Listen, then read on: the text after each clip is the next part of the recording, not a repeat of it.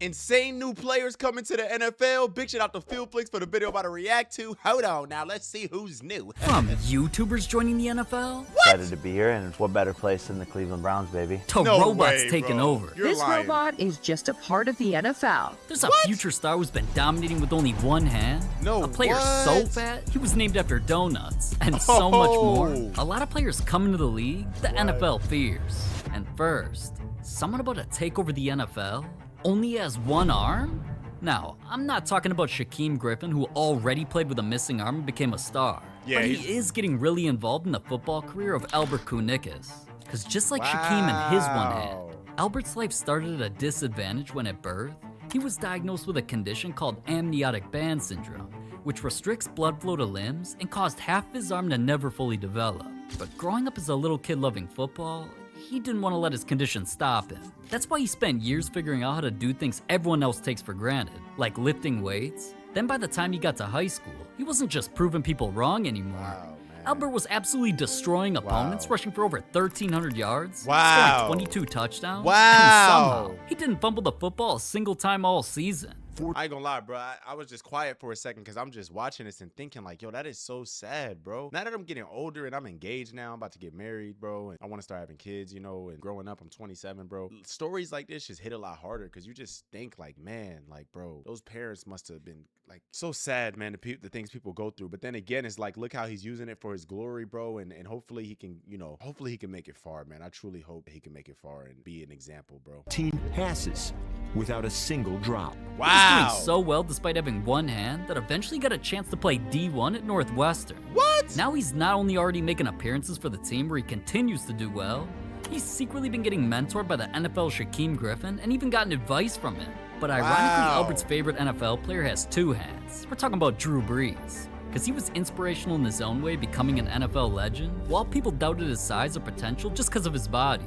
So Albert's striving to be the best player he can be, just like Brees, even though people would constantly tease Albert or call him names. Bro, people who tease people like this is just, you're going to the bottomless pit of like, gang, come on, bro. Why you gonna tease him, gang? You think he could control what's going on with him, bro? Weirdo, bro. Until the only name he gets called again is his own at an upcoming NFL draft. Oh, I really hope so, What if I told man. you another new player coming to the NFL got named after a donut? Now, you wouldn't think that at first when you hear the name Caden Proctor, but he was about to get a whole new nickname. Because by the time Caden was in high school, he weighed well over 300 pounds. Damn, in high school? Taking over games at that size is why he could have gone anywhere in the nation for college and chose Alabama. But here's where Caden started blowing up like a hot air balloon because he was eating so many donuts. What? Now, I ain't gonna act like that ain't like me. But I'm jealous that Donuts got his team to literally nickname him Crispy after the donut brand. Some of my friends call me Crispy because I enjoy Krispy Kreme donuts. Big dude. At one point, Crispy got up to 400 pounds. Damn! Even though he was still pushing opponents around. Gang, look at his arm. At one point, hold on. Crispy got up to 400 pounds. Bro, his arm is like bigger than me, bro. Jeez, Louis, look like that brace could barely fit. Damn!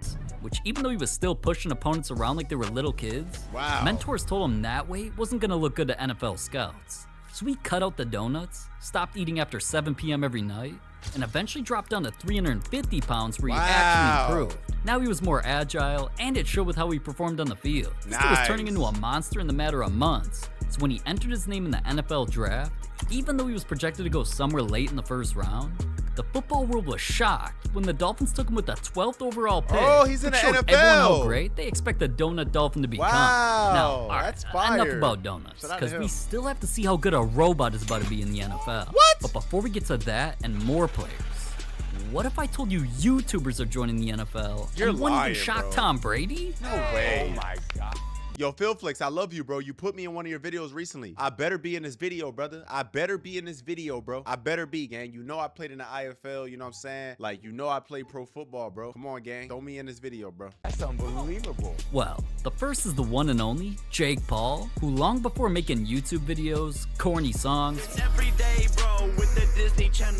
or becoming a pro boxer, Jake played football and dreamed of making the NFL one day. But during a recent NFL game, Jake posted that making the league is going to be easy and instantly got roasted by football fans. Even NFL players got involved, with one saying Jake has about a 0.00001% chance of making the league, while Antonio Brown joked that Jake would get absolutely rocked. Damn! But all that did was make Jake want to prove himself now. He claimed the NFL had mediocre players and that they weren't good athletes. Let me tell you something about Jake Paul, though, bro. You don't really want to doubt him because people probably said the same thing about him when it came to boxing. And he's a professional boxer now. He might mess around and make the league on your ass, man. Don't play, bro. Isn't his brother a WWE wrestler? Like, them boys don't play, bro. Jake even said he was stronger than NFL players, faster than them, and had better hands. But after training with Tyreek Hill and the rest of the Dolphins, man couldn't catch a single pass, so I don't know about all of that. Regardless, Jake claimed multiple NFL coaches were interested in him. No way. He's already taken. They was gonna sign you, but not destroying, bro. Come on, gang. I don't want to hear that, bro. Like, he be trolling, bro. Maybe they was. Now, who am I to shun on another man's? Like, you know, shout out to him. All glory be to God, man. Hopefully you do make it. But come on, bro. I think if any YouTuber should be in the league, shout out my boy Destroying, bro. He should be in the league, bro. And Adam Botkin too. He's a good kicker too. I think those two guys are two YouTubers that could realistically be good in the NFL. You know what I mean? Especially because it's a kicker position. Like, they're not gonna be taking hit. You know what I'm saying? It's different levels, bro. Entire Cowboys arena for his own event. Jake's even gotten offered a contract from the Browns where he got his own jersey. And while both of those teams are ones Jake said he could join whenever, he wants to play in college. That'd be crazy, so though. He plans to enroll at Stanford, walk onto the team as a receiver. And after he does that, the NFL is next. I hope he does, Honestly, bro. though, dude might get absolutely crushed like this. Especially because he wouldn't be as good at football as I show speed. This athletic freak wanted to prove he could do more than backflip and sprint. That's why he started showing up to NFL games, made songs about the league while wearing his hometown team's jersey, and even began challenging the NFL's fastest player to a race where he kept ducking. Chat, he's ducking, bro. Hey, chat, y'all see it all around here.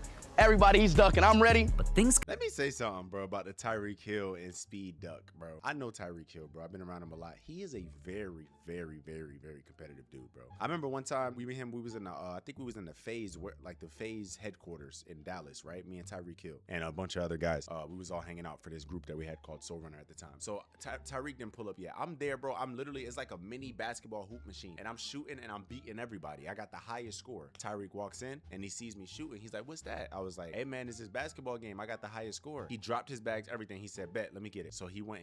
The first time he couldn't pass me, he did again, and then he passed me. And I'm like, damn. So then I went and then I passed him. And then, bro, he literally played for like 20 minutes, 30 minutes straight. He played like 5-6 games in a row until he passed my high score. And then we started to actually like get into the reason we was there, which was to work and stuff like that, bro. Super competitive dude. So him turning down speed actually surprised. I don't know if it's because he didn't want to get hurt, because it was in season. I don't really know what was going on, but Tyreek's competitive. If you ask him to do something, he gonna do it, bro. If you ask him to box you, he'll box. If you ask him to race, he'll race, bro. So why didn't you race speed, bro? You know what I mean? Like, I don't know. Was you nervous, low key? You could be honest, brother. Like, you know. Got crazier when he didn't just have his own team in a flag football event where he dominated. Speed played in a celebrity flag game where he juked out an NFL legend and even proved how good he was against current star Sauce Gardner.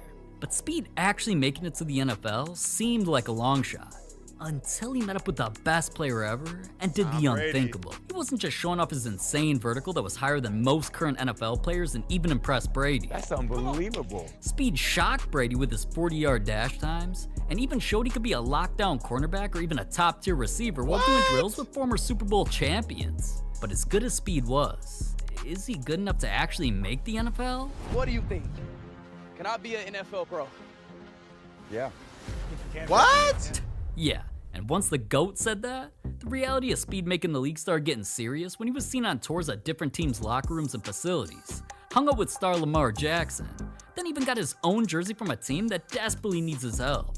But hold up a sec, what if I told you another new player might make the NFL tens of millions of dollars just cause he's ass? Well, even though he was originally supposed to be named Axel, his parents actually named him General Booty.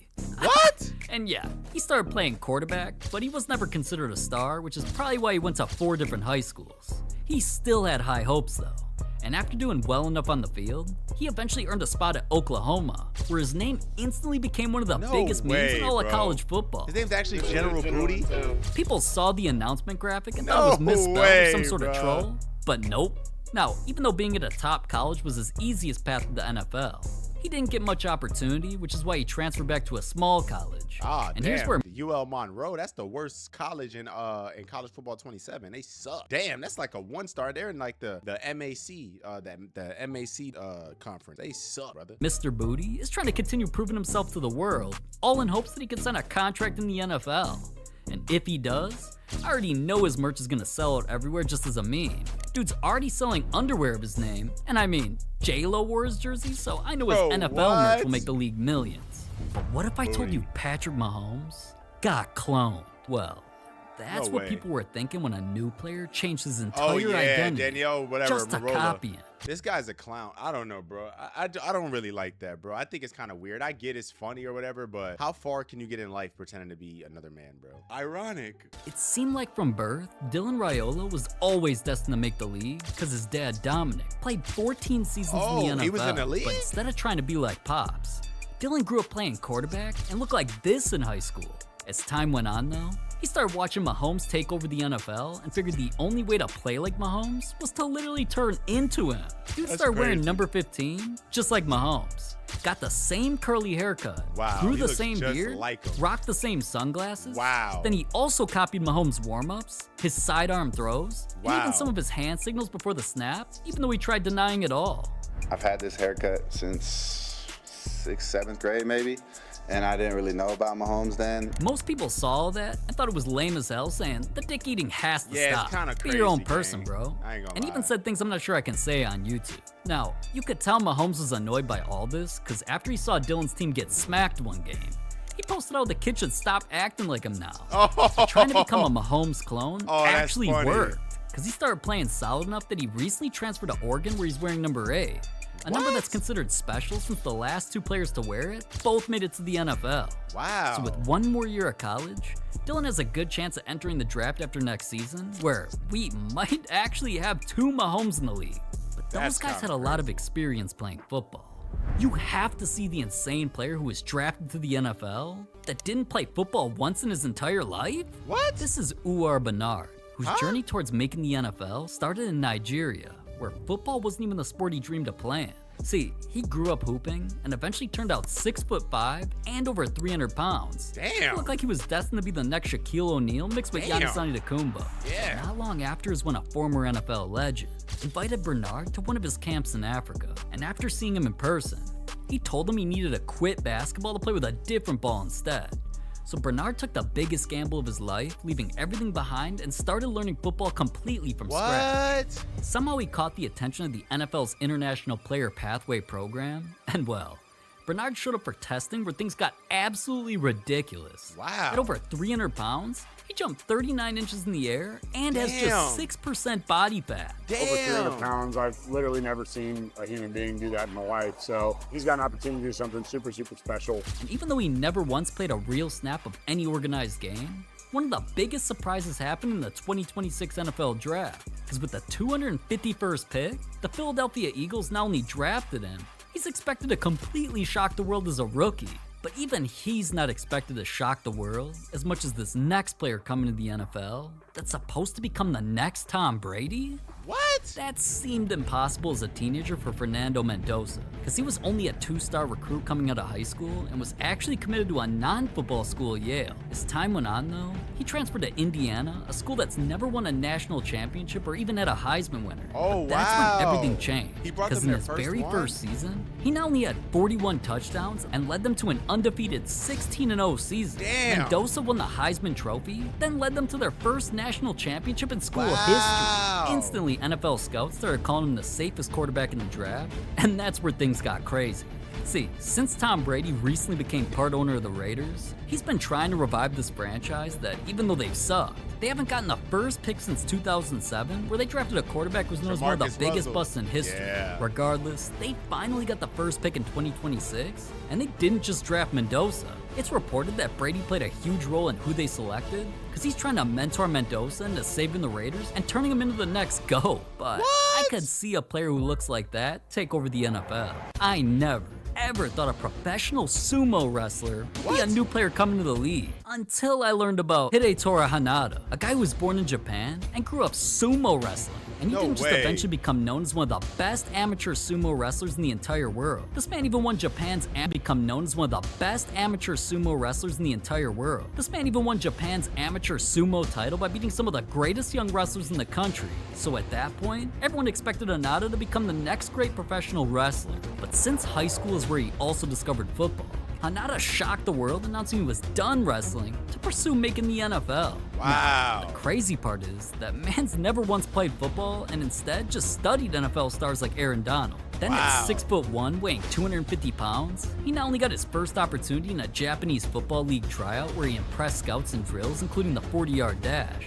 Doing that got him college scholarship offers where he committed to Colorado State and has since shown promise as a potential defensive lineman in the NFL. And when he does enter the draft or even gets signed to a small contract, he'll have the chance to prove himself and join the list of under 13 Japanese players who ever even made the league. Wow. But wait a second. Another player just Wait, RG3 is Japanese? RG3 was Japanese? No, he's not Japanese. Oh, he was born in Japan, though. Oh, he was born in Japan? That's cool, bro. Shout out RG3. Shout out to all the military families out there, man. 13 Japanese players who ever even made the league. But wait a second. Another player just making the NFL will already accomplish something historic. Paul Rubelt recently started going viral, all because he was a dude from Germany who's 6'10", weighing over 300 pounds. He towers over people his age and was known for putting opponents on their Look at that. ass He's with so ease. tall. That's why colleges across the nation wanted to give him a chance based on his size alone. And he committed to UCF, where he eventually got his opportunity as a starting offensive lineman. Once again, Paul used his size to dominate and became such a game changer, he earned the role of being team captain. A random dude from Germany was quickly turning into a football star. But once he declared for the 2026 NFL draft and assumed the team would take a shot on it, no team called his name, which for a moment had Paul thinking everything he worked for could be for nothing, until he got a call from the Buccaneers, who not only signed him, which had experts considering it the best undrafted free agent signing the team ever made. Paul's expected to immediately make his presence known as a rookie, because being 6'10", he officially made history for being tied as the second tallest player of all time. But another new insane player isn't just the complete opposite. He was never supposed to even have a chance at making the NFL. See, D'Angelo Pons was never the tallest kid his age and was always the smallest player on the field. And even though he continued to play, it wasn't until he eventually committed to a college where he started making headlines. He was just over 5'7", which was a huge disadvantage because most NFL players are giants and the average height in the league is 6'2". As a freshman, D'Angelo got over 50 tackles and 2 interceptions. That's what's to up, become one of the best cornerbacks in his conference. And all this was good enough for him to transfer to Indiana, where he went absolutely crazy. Multiple interceptions returned for touchdowns. Rose Bowl Defensive Player of the Game, Peach Bowl Defensive Player of the Game, and a win in the national championship. D'Angelo was on top of the world and started gaining attention everywhere. Always been that underdog, that guy that's always been overlooked just due to my size. Nothing that has to do with anything on the field, in my opinion. But even with him knowing that being a short king is always giving people doubts, Mans proved the doubters wrong when he was selected in the second round of the 2026 NFL Draft. Now, at 5'7", D'Angelo isn't just one of the shortest players currently in the NFL and one of the shortest players in history. The Jets signed him to a $10 million deal, all because they feel he has what it takes to dominate players way taller than him. Man, he's lucky. Unlike this next player who almost didn't have a chance to make the NFL after he battled a deadly disease.